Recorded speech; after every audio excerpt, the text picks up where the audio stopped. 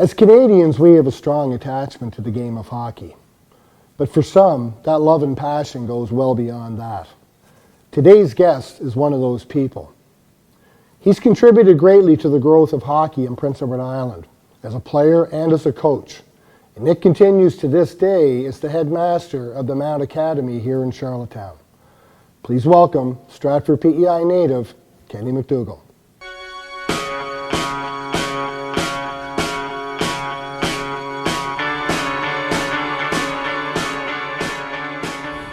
Kenny MacDougall, thanks for coming on here today, bud. Good to be here, Norman.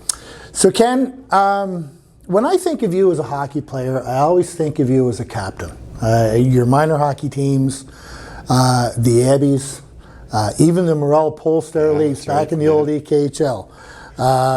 You know, and I always think of you in that leadership role. If you think back about that, Kenny, I said, what was it maybe that prompted you to be a captain for so many teams, and maybe how that helped shape you as a person and I guess as a player? Yeah, okay. I've never put too much thought into that. I think, you know, it's interesting you say that because I ran into Freddie Juncker the other day at the rink. Okay. And I had my girls team there. And when I came out, I said, "Hey, Freddie," I said, "Girls, this guy used to coach me." Yeah. And he said, "That's my captain. I call him captain." So I was saying to the girls, you know what, see, I was good once. But you know what? It was instilled from home for sure. My father, Kenny MacDougall, demanded, expected hard work. Mm-hmm. And I think one of the greatest gifts he ever gave me was that's all you got to do, son. Yeah. I remember driving home, 7 years old, from Powell Rink. And Forby played the old Powell Rink, yeah. the Cattle Dome. And we'll talk about Forby lots because there's obviously connections there. But Forby that year in novice had like, I want to say 128 goals. Mm-hmm. And I remember driving home one day just not feeling that I was a very good hockey player, right? And just saying to Dad, you know, Dad, I don't know if I'll play hockey next year. And it was an old 1984 Monte Carlo. He pulled it over on the side of the road. And he said, "Why would you say that?" And I said, "Because I don't think I'm very good." And he said, "I'm going to tell you something. I don't care if you ever score a goal in your life. When you play hockey, you be the hardest worker you can be. And I'll be proud of you." So that's what I did. And I remember coming in, Forby and I came in from Pownell Minor Hockey to try out for Charlottetown Beavers. Big deal. Yeah, it was, because we always played A, and now we're going to AAA. And I remember Nico McDonald, Alan McDonald, and Ebby Devon were coaches. Yeah. And I remember just working so hard to make that team. I actually got sick in practice. Like, I just wanted to win every race. And so I think that maybe that's it. Just, you know, a kid that worked hard and a very competitive kid. I wasn't the most skilled, I know that. Yeah. But I love the game. I think my coaches or teammates would always say I was good in the dressing room. So that was good for something. Hey, right? That matters. It does, and I had fun. Especially the older you get. Yeah, for sure. So So Ken, if you think back, one of the things that you played the Old Island Junior Hockey League, which was a pipeline for a lot of the teams. You know, I think back in my time, there was the Curry boys, the Roach boys, Donnie Clough, Garth Arsenault, guys like that. Your time, you know, you look at guys like Andrew Bartlett, Quinney, Jason Lee, you know, Paul Crabb and Paul Murnion. We talked about them before with in the Thane piece. But you know, it really was a pretty solid league when you think about it. And when you think back about your time in the Island Junior Hockey League, what do you think? Well, it's going back, but well, first thing that sticks out for the Island Junior Hockey League was every rink was packed. Yeah. So you know, if you went to the Cody Banks, which was the sports pack then, right? Yeah. On Wednesday night, and old Black Betty was pumping that song, and the place was packed. And you know, it was before Major Junior really hit this region. Yep. You know, I know when we were kids, we watched you guys play, and I talked about going to watch Robbie Forbes and the Junior Eagles, right? Abbeys on Sunday nights, and the influences that had on us. But you know, and people have always gone away to play, but before it got into this region, there's a lot of good hockey players that played here in that league. For sure. That maybe would nowadays have a spot, a major junior, but it was really competitive. The coaches were competitive. Yeah. Small town rivalries. We didn't have TV like we do now. People came to the rink, and it was fun to play in. The odd game on East Link. The odd game was on Cable 10, and if I do remember, you were officiating a lot of those games, so you saw firsthand the spirit and competitive nature of those teams. And I often remember, Kenny, about, of course, you played with legendary Forby Kennedy, right? Yeah. And I often remember times you would come out to me and you talk to me and you say, Norrie, I got to tell you something, but it ain't me. And you always prefaced everything with, this is what, Forby wanted me to tell you. Just so you know, this is coming from Forby, and Forby wanted me to tell you that he thinks. Yeah. I used to do it at Lake Clifford Aflac. Clifford and I would laugh about that because he'd say, he always loved that little banter back and forth. That I'm going to say some words here directly from his mouth, just so you know. So and then I sometimes go back to Forby and he'd say, "What'd he say? What'd he say?" And I say, "He won't listen to me." So that would be another segment. That's another segment, for sure. So it was good times, good friends, best of friends, and they're still my best of friends. So, for sure. Yeah. So for Kenny, with you, coaching certainly became your calling after your playing days. Canada Winter Games, various minor hockey teams, Team Atlantic, Caps, UPEI. And here you are at the Mount, you're still coaching. Still coaching. Right? Yeah. You talk about looking for a lifelong dedication to the sport. You've certainly proven that.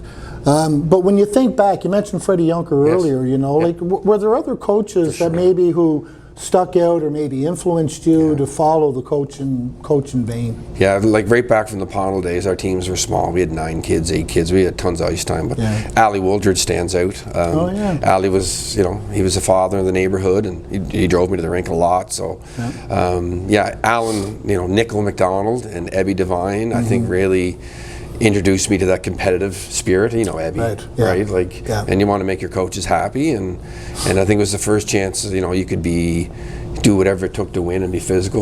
And Ebby, and Nickel were great with that. And Nickel, I think, taught me how you can have fun at the rink and still be competitive, right? Yeah, so, Freddie, wow, Freddie, he's a tremendous man. Your brother, Rory. Rory's one of the greatest coaches I ever had, inspirational. One time, Rory and Freddie called me aside and they said, "Listen, we're going to come in and give a speech, and we're going to get this team." Have you heard this one? No. We're going to get this team fired up, and we want you to lead the charge out the door. So they came in, and Rory was such a great orator, right? And he kept getting, the volume would go up with each sentence, and I get up and say, "Let's go."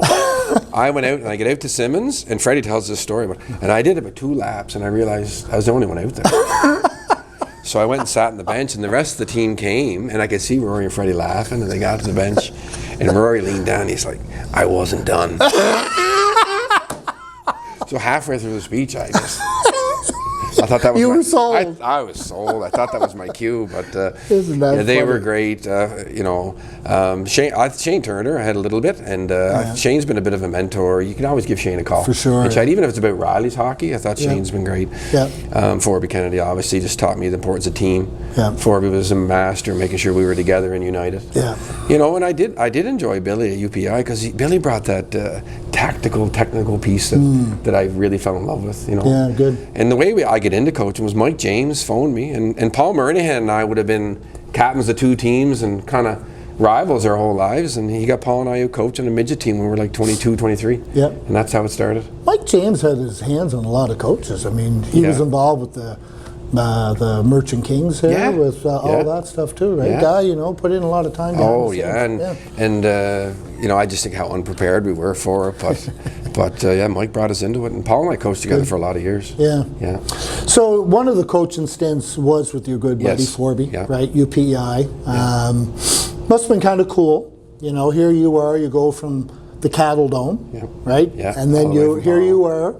You guys are together, childhood buddies, best of friends, overseeing, one of the bigger teams on the island, for sure. It must have been a pretty neat experience to share that with him. It was, and it was, I was coaching a long time, and I was a head coach on my own. I think, it's not my quote, but it's everything you learn after you think you already know it all that's most important. I learned so much coaching with Forby, just about how to be a pro. You know, how to, you know, these are grown men too, and I'd coached kids and junior hockey players, and to do it with Forby, like Forby's a highly competitive guy. You know, Forby's the one. Forby, I owe a lot to Forby from hockey, because, you know, we grew up together, and he's my one friend that always wanted to play pro hockey, and he always talked about playing pro, and I was like, I don't know about that, but I'll go go along, you know, for the ride.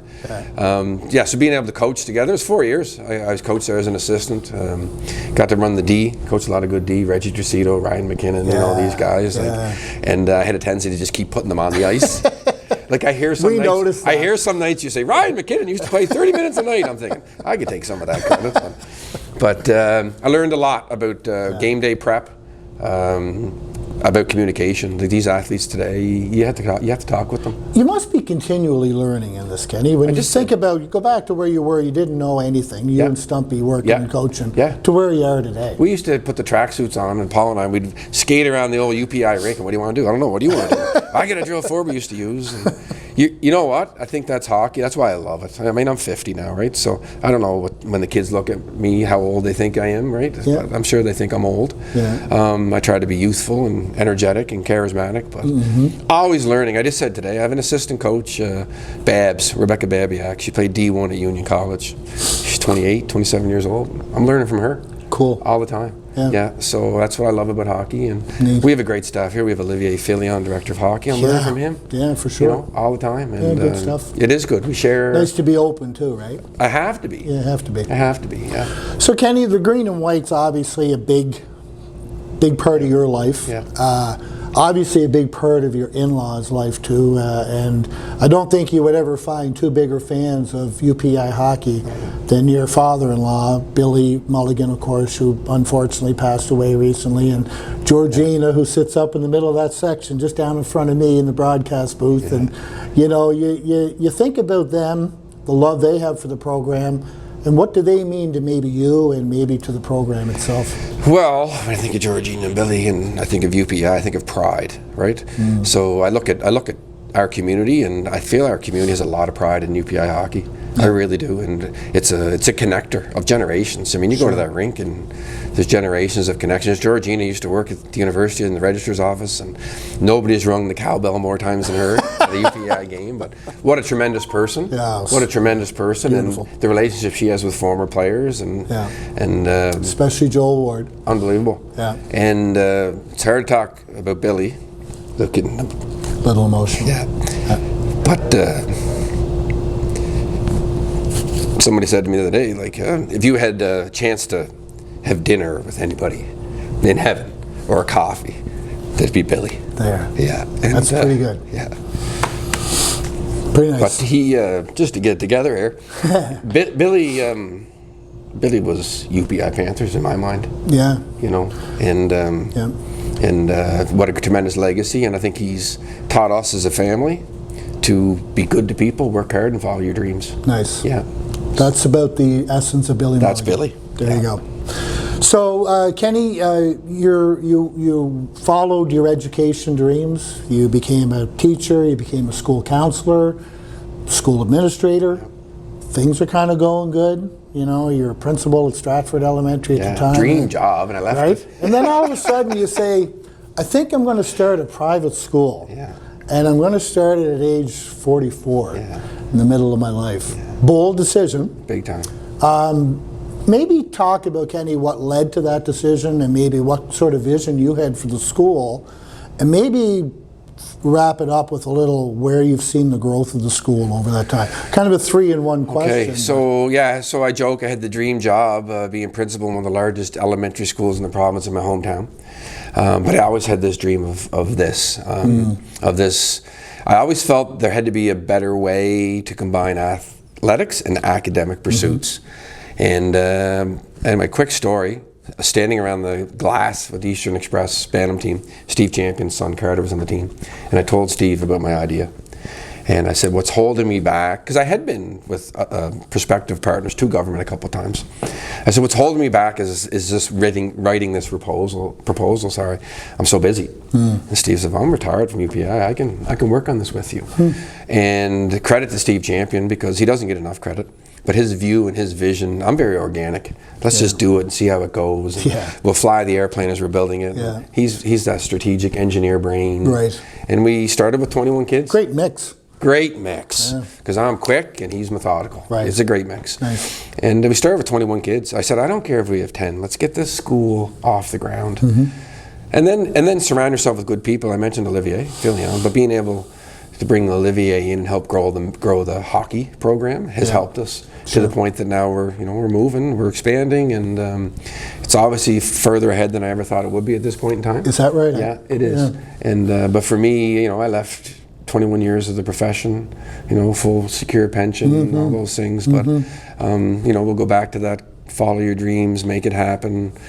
Follow your passion, and this is something I wanted to do. Taking for your buddy Forby's words, make it happen. Make it happen. Yeah, exactly. So yeah, that's the slogan for the Panthers. So there you go. So where's the school sit right now? Like, you started with 21. Where are you at? We're at 149, going to be 150. Wow. Yeah, with 6 full hockey programs that are on the go all over the place. 2 female, 4 male. A lot of success. Like, for me, it's you want to win. It's wins and losses, but just to look at the girls program. To take a female program and have 22 players moved on to college already, I think that's significant, right? Yeah, so for sure. Helping people follow their dreams, right? Good for you. So it doesn't seem like work when you enjoy it every day. I love it. Awesome. Yeah, I love it. Well, it takes energy of someone like you to be able to keep all those balls up in the air. And then the wisdom to surround yourself with good people and let them work. And know who to tap on the shoulder, yeah, right? for sure. Yeah, for sure. So, Kenny, your family has grown. You've got 2 great kids, Riley and Ella, and they're following their athletic pursuits. Riley playing with the Caps, team you coached before. Got to be kind of cool. And then your daughter Ella is, of course, going to be in the Canada Games. Yes. Coming up here, following in that too. Yeah. As much as all the hockey stuff's good, it must be pretty neat watching your kids evolve into their sporting endeavors. Yeah, it's the greatest thing I've ever done. Right? Riley and Ella, for sure. And if you know them, Ella's a bright light.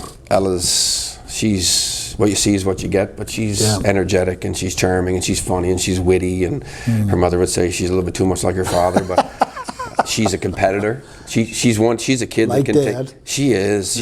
She takes nerves and turns it into performance. Good for her. She does. And I know you can't do that every day, but more days than not, when back is against the wall for Ella or she's facing the balance beam to make the Canada Games, a lot of faith in her. Good for her. She can do that. And then, when I think of Riley, I think of he's humble and kind. And what a great thing to be able to say with your kid. Oh. I had Riley at school. I don't know Ella, but I love the way Riley conducted himself. Yeah, and he's had 4 years on a great run in Summerside with a great team.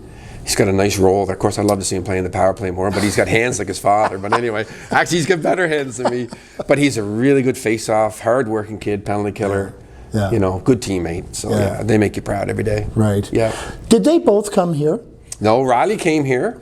And Riley was here grade 10, 11, 12. Yeah. And he started in that cohort of 21. Right. And then Ella's at Charlottetown Rural. She's got a great group of friends and didn't want to leave that. Good. And I support that. So good. Yeah. Well, Kenny, listen, I love your story, man. Yeah. And I love the stories of all our alumni and for various reasons. But kudos to you for taking the initiative, going out on a leap of faith when you did and doing what you're doing, because obviously making an impact, and you've made an impact on a lot of people over the years, so thanks for that, bud. And for me, I want to thank you. The work you do with this is we talk about that pride in UPEI, Norman. You have it, you exude it, you get it out there every week. We as alumni love watching these, right? Oh, good. And then I think of the opportunity to head with the Nationals. You think of that pride, but you look at our alumni games. There's more pride in UPEI men's hockey program than any other program I've ever been a part of, and to be able to host here and have the guys come back. It's going to be a good time. You bet. It's going to be a good time. Can't wait to get that going. Yeah, it's going to be fun. All right. Thanks, buddy. Merry Christmas. Thank you. Take care. Okay.